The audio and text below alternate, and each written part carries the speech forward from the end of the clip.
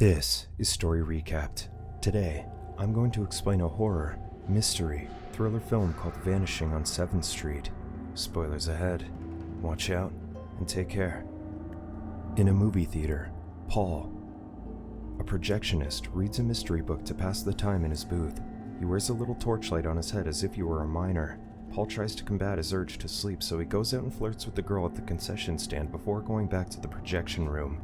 The electricity goes out all of a sudden, the theater goes quiet, and when the emergency lights turn on a few seconds later, everyone in the theater except Paul has vanished. Everyone's clothes, glasses, shoes, and things are left behind. As Paul searches them all, he meets another survivor, a security guard with a flashlight. The guard heads into a stall after hearing something, and he too vanishes, leaving only his clothes and shoes on the floor. At the same time, Dr. Rosemary searches the hospital with the aid of a flashlight. No one responds to her calls for assistance, but she hears small groans. She follows the sound until she finds a lit operating room with a man under illuminated lights connected to the emergency power. His chest is exposed, and the anesthetic has worn off. When the emergency lights go out again, he vanishes as well. Frightened, Rosemary calls out for her son, Manny. The following day, Luke awakens, surrounded by candles that his girlfriend Paige lit in anticipation of a passionate night. The morning sun shines brightly into the flat. He realizes she hasn't returned home and departs for work without seeing anything unusual. He picks up a newspaper in his building's entrance hall, but it's yesterday's news. He doesn't glance up until he steps on someone's abandoned glasses and clothes. As he walks further, abandoned cars are scattered on the streets. In the distance, a plane crashes to the ground, making a disturbance to which no one responds. Luke dashes into his office. A shadowy figure slowly covers the remaining lit area in the dim hallway as if trying to reach Luke. He checks Paige's office, but she isn't there, and the shadow consumes Paige's family photo. Luke heads to his office to look for something useful until he finds an old picture. Luke finally notices a shadow from the door. As he goes to check the shadow, the picture fades to black. 3 days later, Luke is sprinting through the city's nighttime streets with a flashlight in his hand and smaller lights strung around his neck. He's jumping in and out of abandoned cars in search of one that will start. Frustrated, Luke takes a little break in the last car. When he hears someone yelling, he closes the door. A man approaches and begs to give him one of his flashlights as his lighter juice has run out. However, Luke refuses to help him. As the flame fades, the man is taken by the shadows. Luke then gets out of the car, rummages through the streets for supplies, and resumes his hunt. A young girl with a pink flashlight discreetly follows Luke. Luke finally finds a truck that still has some power. However, it isn't enough to start the car. As he gathers batteries and a gun, he hears music. He gets closer to the sound and notices Sonny's, a pub with lights and power. When Luke walks into the pub, he finds it abandoned like the rest of the city. He looks around and discovers a generator in the basement. Suddenly, a 12-year-old boy, James, aims a loaded shotgun at him and directs him upstairs. James fires a shot on the wall behind Luke after he calls his bluff, which angers Luke. When Luke notices the young boy is terrified, he asks him for a drink and discusses the situation. As the two drink, Luke finds out that James is waiting for his mother, who's looking for a light source from the church. She hasn't returned in a long time, and James stays until the sun rises before searching for her. That, according to Luke, may never happen. The days are becoming shorter. Although it's pitch black outside, it's actually 11 a.m. Luke tells the young boy that his mother isn't coming back, and they must leave before the generator runs out. Still, James opts to stay. When Luke is about to leave, Rosemary walks in, searching for her son. She even fires a gun when they can't tell her where Manny is. Meanwhile, Paul lies on the street with his head covered in blood. Despite the pain, he manages to crawl into a lit shed. Back at the pub, Rosemary calms down and tells him what happened to her after vanishing. Rosemary was lighting her cigarette when the strange phenomenon occurred. She returned home after leaving the hospital to find her nanny and baby had vanished along with everyone else. But she believes Manny's father took him and brought him to the pub, where he used to drink.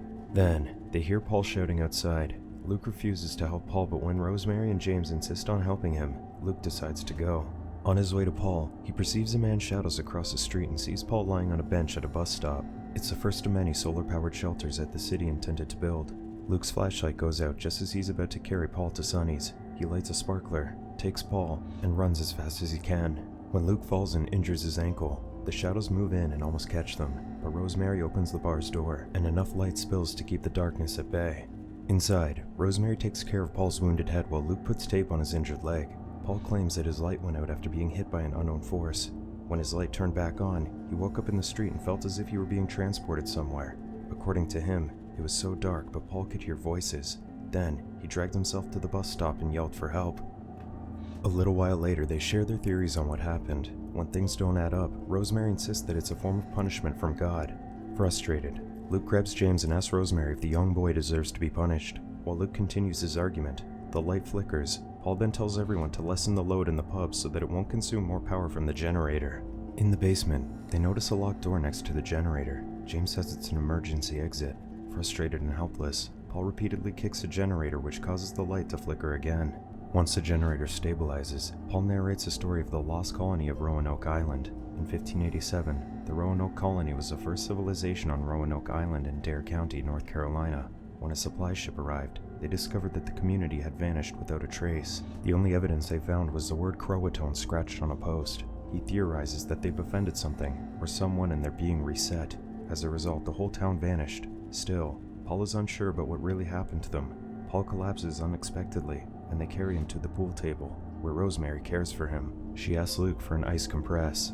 As Luke scoops ice, he looks back on what happened after seeing a shadow from his office hallway. While tracking down the shadow, he enters a newsroom, where Luke sees Paige's dress on the floor. When the power comes back, he examines the broadcast before the vanishing occurs. On the tape, Luke watches Paige physically slip away. He then receives a live transmission from a Chicago reporter who claims to have heard his brother, who died 8 years ago, calling him from the darkness.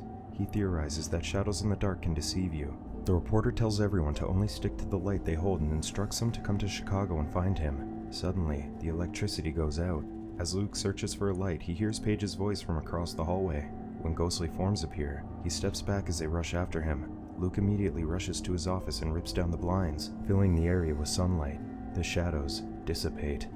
Back at the pub, Luke is determined to leave the tavern now that they know the generator fails. He shares what he found out from the broadcast. Luke believes they should all travel to Chicago, and he intends to drive the truck he discovered to the bar and use a generator to give it the extra electricity it requires to start. However, Rosemary refuses to leave without her baby, and James is reluctant to go without his mother. After a motivational speech from Luke, they finally agree with him. Luke and Rosemary plan to head out to bring the truck into the pub, while James will take care of the injured Paul. Luke hands a truck keychain to James, telling him that it's a piece of good luck, and promises that he'll be back with the real one. On the other hand, Rosemary secures Paul's bandages, which leads Paul to ask if he has a chance with someone as beautiful as her. In response, Rosemary kisses him, and then wraps a glow stick necklace around James's neck before leaving. Outside, Rosemary's flashlight blinks and then goes out, even though she recently replaced the batteries. Luke claims that, except for the solar-powered energy, the remaining electricity seems to be weakening and requires significantly more power. They then push the truck back to the pub. In the pub, Paul is in pain and begs James to turn on the jukebox one more time to hear a last song. James plays the music he requested, then goes to the bathroom to get Paul a cold compress. For a few seconds, the light goes out.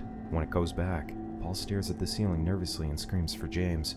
As the truck's headlights dim, Luke attempts to construct a torch out of a metal rod, fabric, and gas from a nearby car. However, Rosemary says it will burn too rapidly and that they should just attempt to find something else to use while there's still some light. Fortunately, they're right next to the hospital where Rosemary works. Rosemary assists Luke as they walk their way to the hospital with only one light on. At the same time, in the basement, Paul walks inside the unlocked door near the generator. He finds a long corridor illuminated by circular lights and hears James calling for him. As Paul traces James's voice, he perceives a door at the end of the hall. Paul approaches the door, only to discover that it opens to a brick wall. Frustrated, he stomps on it repeatedly until the lights go out one by one. Paul collapses on the floor and the darkness starts to consume him. Paul recites, "I exist," repeatedly. In reality, Paul is still lying on the pool table calling for James. Suddenly, the lights turn off, and when it goes back on, James, still wearing his illuminated necklace, is in the restroom. He returns with a compress for Paul, but only finds his clothing. Back at the abandoned hospital, Rosemary immediately locates a lighter and lights Luke's torch. She then heads into a storage room to get alcohol to keep the torch lit. Suddenly, Rosemary hears a baby wailing. She notices a baby carriage under a spotlight on the street and quickly runs to find it, but no baby. Realizing that she was deceived, she looks up and accepts her fate. Luke pursues her, but it's too late. Luke stands helpless as her empty clothes fall to the ground. Luke returns to the truck and ties the torch on it to keep the darkness at bay while pushing the car alone. Despite enduring his injured leg, Luke returns to the pub with the pickup. Luke and James immediately connect it to the generator. As soon as it starts, Luke runs into the truck as the pub loses its power. Panicked, He drives in reverse with the truck's hood open. Luke orders James to keep his foot on the gas pedal to keep the engine working while he closes the hood that's blocking their sight. However, when Luke closes the hood, James notices the church where his mother is supposed to be. He disregards Luke's orders and walks out of the truck, heading for the church. Luke tries to stop him, but James proceeds to the church. Luke is left with no choice but to leave James, or else the engine will stop. As he drives to Chicago, Luke stops upon noticing a large Croatoan written on an overpass.